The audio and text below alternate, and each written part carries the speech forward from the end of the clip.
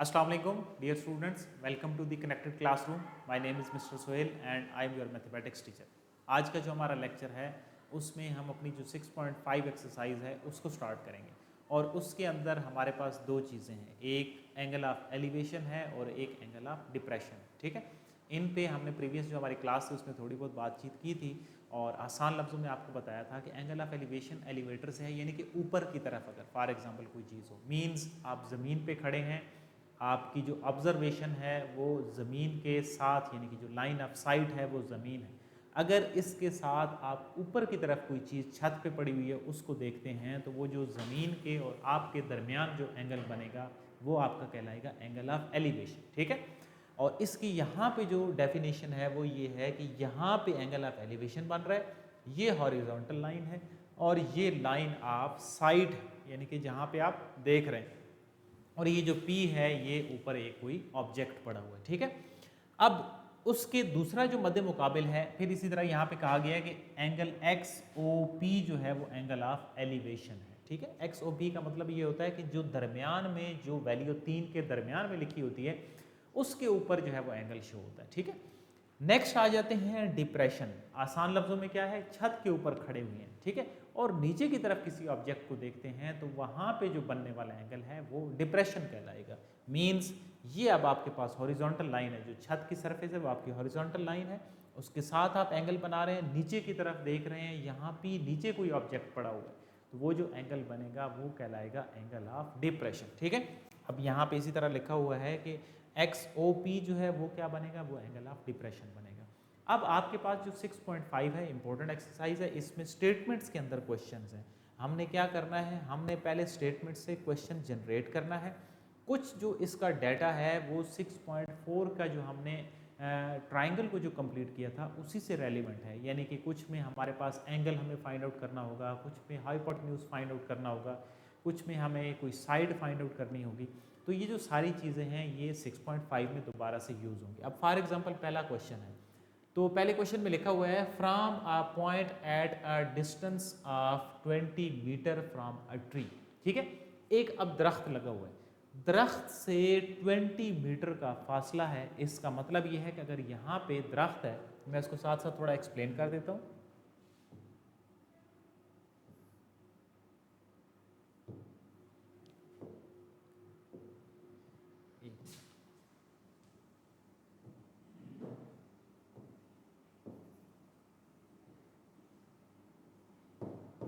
अब for example आपके पास यहाँ पे ना कोई एक दरख्त लगा हुआ है, ठीक है, अब उसकी ये हाइट है।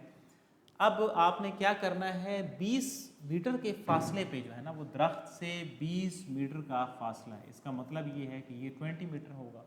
आपने क्या करना है, टॉप ऑफ द ट्री, अब यहाँ पे कोई ऑब्जर्वर खड़ा हुआ है, वो टॉप ऑफ द ट्री, अब ये ट्री की टॉप है, इसको वो देखता है तो एंगल ऑफ एलिवेशन जो बनता है वो 30 डिग्री है। Find the height of the tree, इसका मतलब ये है कि आपने ये जो चीज़ है ये फाइंड आउट करनी है। तो क्या चीज़ें हैं, इसमें दो चीज़ें गिवन है, एक तो ये सीधी सीधी राइट ट्राइंगल बनेगी। दो चीज़ें कौन सी गिवन है, एक बेस गिवन है और एक एंगल गिवन है, और वो जो अननोन हाइट है वो हमने फाइंड आउट करनी है। तो हम क्या करते हैं, हम वाइट बोर्ड पे इसको अब सॉल्व करते हैं कि हमें क्या क्या चीज़ें गिवन हैं और हमने क्या फाइंड आउट करनी है। सो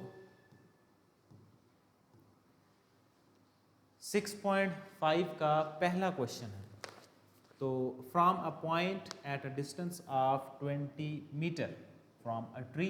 ठीक है, यहाँ पे हमारे पास एक क्या लगा हुआ है, स्ट्रेट दरख्त लगा हुआ है, और 20 मीटर का ये जो फासला है ये हमने लिख दिया 20 मीटर। ठीक है, अब यहाँ पे एक ऑब्जर्वर जो खड़ा हुआ है, इसको हम ऑब्जर्वर को थोड़ा सा बना देते हैं।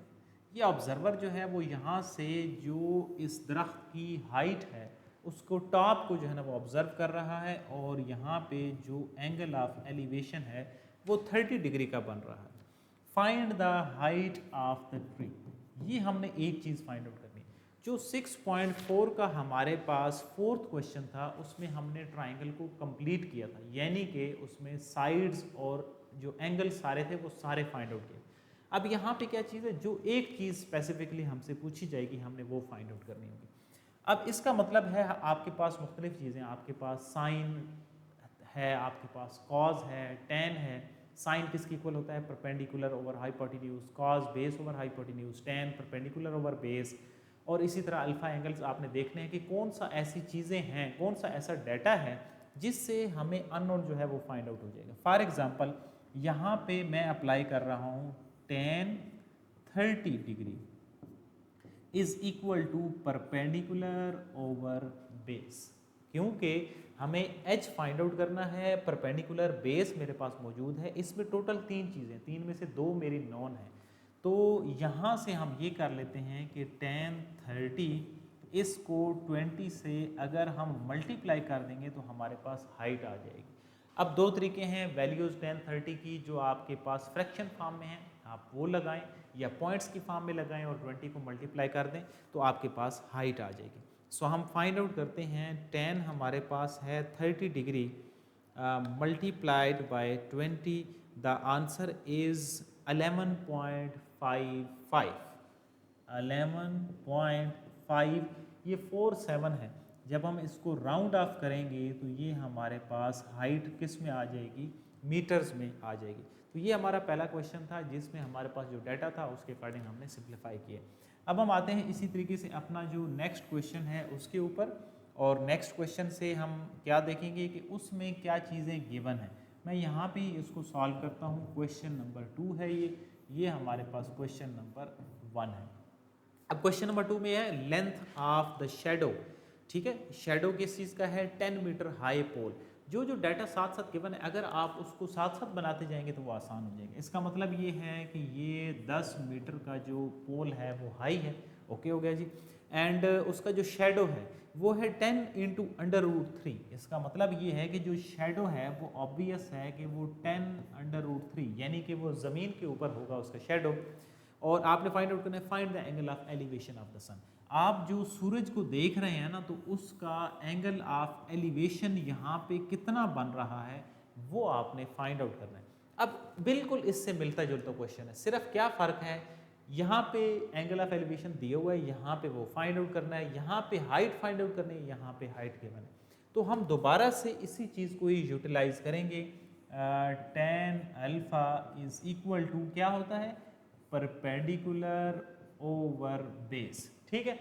तो अल्फा इज इक्वल टू हो जाएगा tan इनवर्स 1/√3। ये और ये आपस में कैंसल आउट हो जाएंगे। अब दो तरीके हैं, आप इसको कैलकुलेटर से यानी कि सिंप्लीफाई करके डिग्री की फॉर्म में जो है वो लिख सकते हैं। शिफ्ट tan 1 डिवाइडिंग बाय √3 जो कि हमारे पास 30 डिग्री है। आप लिखना चाहें तो आप अल्फ़ा को 30 डिग्री लिख दें, या अगर आप रेडियन में कन्वर्ट करना चाहें तो ये क्या हो जाएगा? π/6 हो जाएगा। तो इसमें हमने क्या फाइंड आउट किया? 30 डिग्री एंगल फाइंड आउट किया, और ये कौन सा एंगल है? जो कि सन का एंगल ऑफ एलिवेशन है। नेक्स्ट क्वेश्चन पे आते हैं। अब क्वेश्चन इसी तरीके से जो है वो चेंज होते जाएंगे, उनके अंदर जो डाटा है वो चेंज होता जाएगा। Means like question number 3। अब क्वेश्चन नंबर 3 में क्या कंडीशन है? The window of a room, एक रूम है उसकी एक विंडो है, is in a shape of equilateral triangle. वो इक्विलेटरल ट्राइंगल है। अब इक्विलेटरल ट्राइंगल की जो डेफिनेशन है वो हम यहाँ पे क्लियर कर लेते हैं, जिसकी जो सारी साइड्स होती हैं वो इक्वल होती हैं और जो सारे एंगल होते हैं वो भी इक्वल होंगे। इक्विलेटरल ट्राइंगल हो गई। The length of each side is 1.6, find the height of the window. अब सबसे पहले तो हम जो इक्विलेटरल ट्राइंगल वाली जो विंडो है उसको बनाते हैं। ये हमने इक्विलेटरल ट्राइंगल की विंडो बना ली। अब इसकी जो सारी साइड्स हैं वो 1.6 हैं, ठीक है जी। 1.6 की हमने बना ली। इसकी हमने हाइट फाइंड आउट करनी है। इसका मतलब ये है कि अगर हम इसकी हाइट की बात करेंगे तो वो यहाँ से लेकर यहाँ तक होगी। अब जब सीधी हाइट होगी, परपेंडिकुलर हो जाएगी, तो ऑटोमेटिकली ये हमारे पास ये यहाँ पे 90 के एंगल बन जाएंगे। अगर हम इनको नाम दे देंगे तो ए, बी और सी हमारे पास एक इक्विलेटरल ट्राइंगल है, और यहाँ पे जो पॉइंट है वो हम डी का नाम दे देते हैं। अब जब वो इक्विलेटरल ट्राइंगल है तो जब हम दरमियान से उसका परपेंडिकुलर ड्रा करेंगे तो ये जो 1.6 होगा ये दोनों में इक्वली डिस्ट्रीब्यूट हो जाएगा। 1.6 जो होगा, अगर हम ए डी की बात करेंगे तो ये 0.8 हो जाएगा, और इसी तरह अगर हम डी बी की बात करेंगे तो ये भी 0.8 हो जाएगा। अब हमें क्या फाइंड आउट करनी है, हमें ये वाली जो हाइट है वो फाइंड आउट करनी है। अब यहाँ पे इसी तरह इसका एक 90 का एंगल है, यहाँ पे जो एंगल है वो आपको पता है कि ये कितना होगा, ये 60 डिग्री होगा, क्योंकि ये कौन सी ट्राइंगल है, ये इक्विलेटरल ट्राइंगल है। तो अब आपके पास दो राइट ट्राइंगल बन गई हैं, एक ए डी सी, एक आपके पास डी बी और सी, ये दो राइट ट्राइंगल है। कोई एक लेके आप अपनी जो हाइट है वो फाइंड आउट कर सकते हैं। अगर आपको कंफ्यूजन हो तो हम लिख देते हैं यहाँ पे data, triangle A B C is an equilateral triangle. ठीक है जी। अब अगर आप इसमें मज़ीद अपना वेरीफाई करना चाहते हैं क्वेश्चन को कि क्वेश्चन के अंदर क्या क्या डाटा है, ए सी 1.6 है, ए बी जो है वो 1.6 है और बी सी 1.6 है। इसी तरह मज़ीद लिखते हैं। अब आपने जो ए डी बनाया है वो 0.8 है और इसी तरह जो डी बी बनाया है वो भी 0.8 है। ये तो हो गया सारा डाटा। अब हमारे पास हम अगर कंसीडर करते हैं ना ट्राइंगल ए डी और सी, मैं इस ट्राइंगल का ले रहा हूँ, ए डी और सी इज अ राइट ट्राइंगल। ठीक है जी, ये एक राइट ट्राइंगल है। हमने क्या फाइंड आउट करनी है, हमने हाइट फाइंड आउट करनी है। दो तरीके हैं फाइंड आउट करने के। इक्विलेटरल ट्राइंगल है, सारे जो एंगल होंगे वो तो 60-60 के होंगे, ऊपर वाला डिवाइड हो जाएगा 30-30 में हो जाएगा जब हम उसको परपेंडिकुलर ड्रा कर देंगे। अब आप एक तो लगा सकते हैं tan 60, क्योंकि अल्फा एंगल है ना और इक्विलेटरल ट्राइंगल है तो सारे जो एंगल होंगे वो 60-60 के होंगे। एक तरीका कि आप लगाएं tan 60 इज इक्वल टू होता है परपेंडिकुलर ओवर बेस। पहला और जो दूसरा क्वेश्चन जिस तरह हमने सॉल्व किया उस तरीके से आप फाइंड आउट कर सकते हैं। दूसरा तरीका कौन सा है कि ये परपेंडिकुलर है, ये आपका इस ट्राइंगल का ये हाइपोटेन्यूज है, ये इसका बेस हो गया। दूसरा तरीका कौन सा है, पाइथागोरस थ्योरम अप्लाई करें, हाइपोटेन्यूज का square is equal to base का स्क्वायर प्लस परपेंडिकुलर का स्क्वायर। तो tan वाली जो एक वैल्यू है वो हम दो क्वेश्चन में अप्लाई कर चुके हैं। अब इस क्वेश्चन में मैं जो पाइथागोरस थ्योरम है उसकी भी आपकी प्रैक्टिस करवा देता हूँ। 1.6 का whole square is equal to 0.8 का स्क्वायर प्लस h का स्क्वायर, यानी कि hypotenuse square is equal to base square plus perpendicular का स्क्वायर। अब हम इनको सिंप्लीफाई करके लिखते हैं और h की जो वैल्यू है वो फाइंड आउट करते हैं। 1.6 का अगर हम स्क्वायर करेंगे तो ये हमारे पास बनेगा 2.56 और इसी तरीके से 0.8 का अगर हम स्क्वायर करेंगे तो वो हमारे पास बनेगा 0.64 is equal to h square.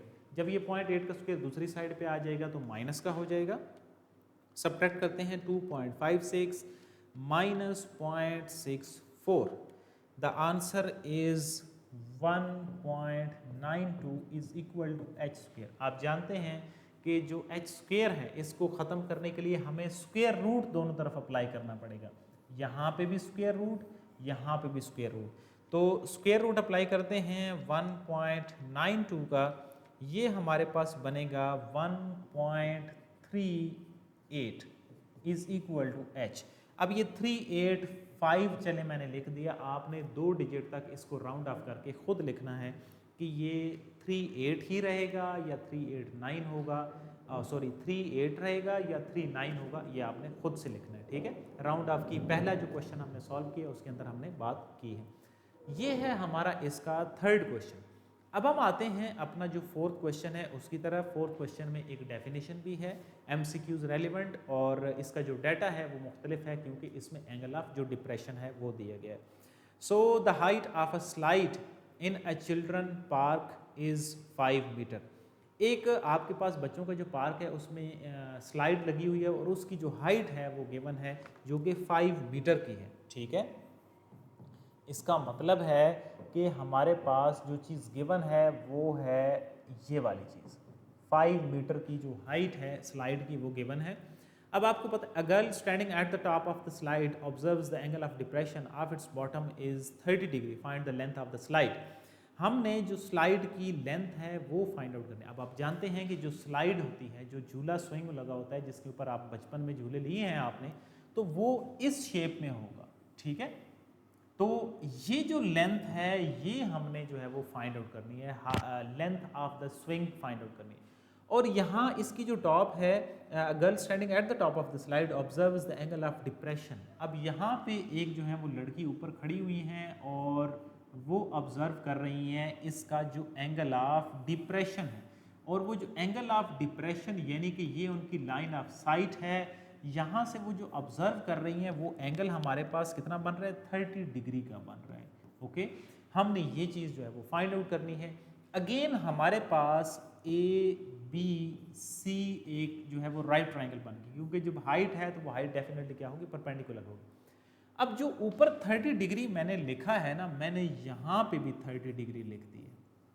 इसमें एक डेफिनेशन है, उसको बोलते हैं अल्टरनेट एंगल्स की डेफिनेशन।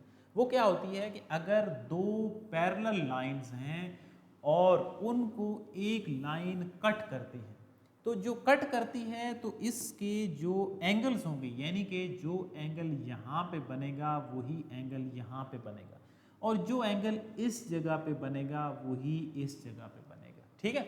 अब अगर इसको मज़ीद हम अच्छे से मैं डिफ़ाइन करूँ तो वो ये हो सकता है कि ये इस तरह के एंगल जो है ना वो इक्वल होंगे। अगर हम उसकी उर्दू के जो हरूफ तजी अलिफ मद आ जो है, यानी कि ये वाले जो एंगल हों ये दोनों आपस में इक्वल हैं और दूसरे दो जो हैं वो आपस में इक्वल हैं। तो इसी तरीके से ये जो लाइन कट कर रही है, यहाँ पे जितना एंगल बन रहा है उतना ही एंगल मैंने यहाँ पे ड्रा कर दी। मेरे पास जो मेरी रिक्वायरमेंट है वो कंप्लीट हो गई हैं इस डायग्राम की। तो अब हम इसका सॉल्यूशन स्टार्ट करें अगर, तो सॉल्यूशन में मेरे पास क्या है, एक ट्राइंगल है A B C is a right triangle. ठीक है। अब अननोन क्या है, अब अननोन हाइपोटेन्यूज है। इसका मतलब है कि अब किसी तरीके से मुझे हाइपोटेन्यूज को इन्वॉल्व करना है। 10 30 वो तो होता है परपेंडिकुलर ओवर बेस, इससे मेरा काम ही नहीं है। साइन वो होता है perpendicular over hypotenuse. Cause base over hypotenuse, तो कॉज भी निकल गया, tan भी निकल गया। इसका मतलब है कि मेरे पास जो ऑप्शन बच रहा है वो है साइन 30 का। Sine 30 is equal to perpendicular over hypotenuse. उसको मैं चलें ए सी का नाम दे देता हूँ। ठीक है। तो अब ए सी को इधर ले आएँ और 5 के साथ जो साइन 30 की वैल्यू है उसको हम जो है वो लिख देते हैं। मैं इसको पॉइंट्स की फॉर्म में कन्वर्ट करूँगा ताकि आपको अंडरस्टैंडिंग रहे। 0.5। अब यहाँ पे ए सी की जो वैल्यू है उसको हम डिवाइड करके लिखते हैं 5 डिवाइडिंग बाय 0.5, तो हमारे पास जो इसकी लेंथ है वो 10 मीटर आ गई। आई होप ये भी जो क्वेश्चन नंबर 4 है ये भी आपको क्लियर होगा, जिसमें हमारे पास जो डाटा था वो उसमें क्या चीज़ थी, एंगल ऑफ डिप्रेशन था। उसके रेलिवेंट हमने अल्टरनेट जो एंगल्स हैं उनकी जो डेफिनेशन है जो कि MCQs में पूछी जा सकती है वो भी अप्लाई किए। ठीक है। और इस क्वेश्चन के हमने क्या फाइंड आउट किए हैं, जो स्विंग की जो लेंथ थी वो फाइंड आउट की। अब हम आते हैं अपने जो नेक्स्ट क्वेश्चन में, उसमें देखते हैं कि उसमें क्या फ़र्क है। 2 pillars of equal height stand on either side of the road which is 120 metre wide. इसका मतलब ये है कि सबसे पहले जो हमें नज़र आ रहा है ना वो ये है कि एक 120 मीटर का एक रोड है और इस रोड के दोनों साइड्स पे पिलर लगे हुए हैं। यहाँ पे भी एक पिलर है और इसी तरीके से यहाँ पे भी एक पिलर है। ठीक है, ये हमने पिलर बना दिए। नेक्स्ट क्या चीज़ है इसमें, नेक्स्ट इसमें है at the point on the road between the pillars angle of elevation of the pillar are 60 and 30।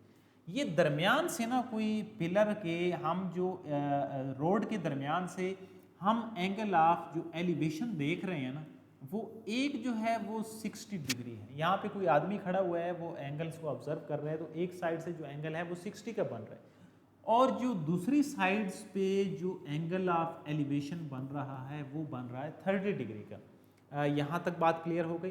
Find the height of each pillar, हर जो पिलर है उसकी हमने हाइट एक तो फाइंड आउट करनी है and position of the point, और जो पोजीशन ऑफ द पॉइंट है वो भी फाइंड आउट करनी है। एच इसकी भी फाइंड आउट करनी है। इनको नाम मुख्तलिफ दे देते हैं, H1 कर देता हूँ और इसको H2 कर देते हैं। चलें दोनों हाइट ही हैं, आगे जाके, ताकि आपको समझना आसान रहे, मैं इन दोनों को ना फिलहाल हाइट ही रहने देता हूँ। ये हाइट हमने फाइंड आउट करनी है और ये हाइट हमने फाइंड आउट करनी है। अब ये जो यहाँ से लेकर यहाँ तक ये जो लेंथ है ये 120 है। इसका मतलब है कि अगर फिर यहाँ पे कोई आदमी खड़ा हुआ है और हमने ये जो डिस्टेंस है यहाँ से लेकर यहाँ तक, ये तो हमें नहीं पता ना, क्योंकि उसने कहा है कि इनकी पोजीशन भी उस आदमी से वो भी डिफाइन करें। अगर मैं इसको कह देता हूँ कि ये मेरी अननोन है, ये x है, तो फिर ये यानी a, b, c और यहाँ पे d और e, तो a से e जो अननोन है वो x के इक्वल है। इसका मतलब है कि फिर a e से b जो डिस्टेंस होगा वो होगा 120 माइनस x होगा, क्योंकि जो हमारे पास कंप्लीट यहाँ से लेकर यहाँ तक जो लेंथ है वो तो 120 हमें गिवन है। एक अगर x है तो दूसरी फिर 120 में से x आप सब्ट्रैक्ट कर लेंगे तो वो हमारे पास फाइंड आउट हो जाएगी। अब इसमें हमारे पास क्या चीज़ें हैं, हमारे पास इसमें अगर देखें तो हमने हाइट फाइंड आउट करनी है, हमारे पास एंगल गिवन है। अगर हम इसमें देखें तो हमारे पास एंगल गिवन है, हमने इसमें भी हाइट फाइंड आउट करनी है। तो हम क्या करते हैं, कौन सा ऐसा फार्मूला अप्लाई करें कि जिसमें सबसे पहले तो कोई x आ जाए या हाइट आ जाए और फिर हम उसके रेफरेंस से दूसरी भी जो चीज़ है वो फाइंड आउट कर लेंगे। सो अगर मैं इसमें अप्लाई करूं tan 60 जो है वो इक्वल होता है परपेंडिकुलर ओवर बेस के इक्वल होता है, ठीक है। और ये किस ट्राइंगल की बात हो रही है, ट्राइंगल ए ई और डी की। ट्राइंगल ए ई डी में मैंने tan जो 60 है वो अप्लाई किया है, h/x के इक्वल है। जो ट्राइंगल ई बी और सी है इसमें मैं जो tan 30 अप्लाई कर रहा हूँ वो h/120 माइनस x के इक्वल है। आई होप यहाँ तक जो डाटा है वो आपको क्लियर होगा। अब यहाँ से जो tan 60 की वैल्यू है उसके साथ मैं x को मल्टीप्लाई कर रहा हूँ, तो tan 60 की जो वैल्यू है मैं पॉइंट्स में लिख रहा हूँ। tan 60 ये मेरे पास है 1.73 और साथ x हो गया।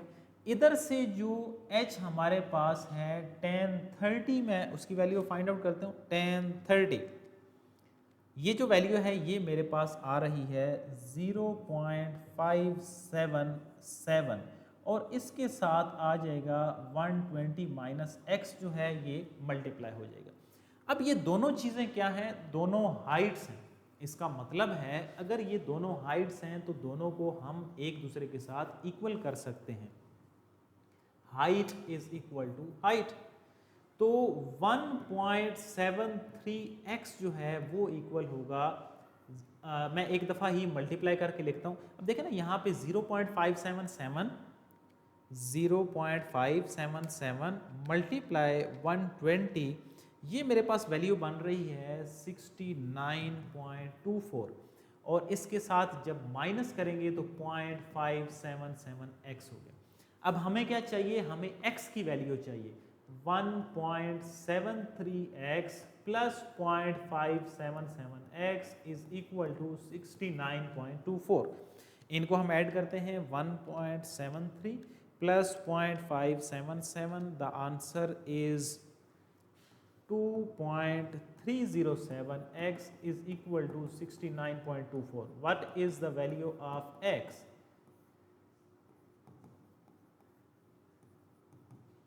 तो इसके साथ डिवाइड करते हैं 69.24 dividing by 2.307, the answer is 30.01। अब ये जो x की वैल्यू है ना, ये हमें ये बताती है कि ये जो ऑब्जर्वर है जो इसको ऑब्जर्व कर रहा है उसका जो फासला यहाँ से लेकर यहाँ तक जो पोजीशनिंग x है वो तो आ गई 30.0। अब जो ये कौन सी x आई है हमारे पास, a से e। अब e से b अगर मुझे निकालना हो तो e b is equal to क्या था 120 माइनस 30.01। अगर हम इसको एक्यूरेटली निकालें तो माइनस 30.01, तो ये हमारे पास बन रहा है 120 माइनस 30.01, द आंसर इज 89.99। और ई से बी जो हमारे पास है वो है 89.99। अब जब ये हमारे पास दोनों बेसिस आ गई हैं, अब हम जो h है उसकी वैल्यू आसानी से फाइंड आउट कर सकते हैं। कैसे फाइंड आउट कर सकते हैं? h इज इक्वल टू इसके इक्वल है, यहाँ पे x की वैल्यू आप अप्लाई करेंगे तो h आ जाएगा। कौन सा h होगा? जो कि इस वाला h होगा। अब इसी तरीके से यहाँ पे या इन दोनों में से किसी एक में आप अप्लाई करके जो h की वैल्यू है वो फाइंड आउट कर सकते हैं, या इसमें x की जगह पे आप उसकी जो वैल्यू है वो पुट करेंगे तो आपके पास जो h की वैल्यू है वो फाइंड आउट हो जाएगी। ठीक है, उससे आप क्या निकालेंगे? उनकी जो हाइट्स हैं वो फाइंड आउट कर लेंगे।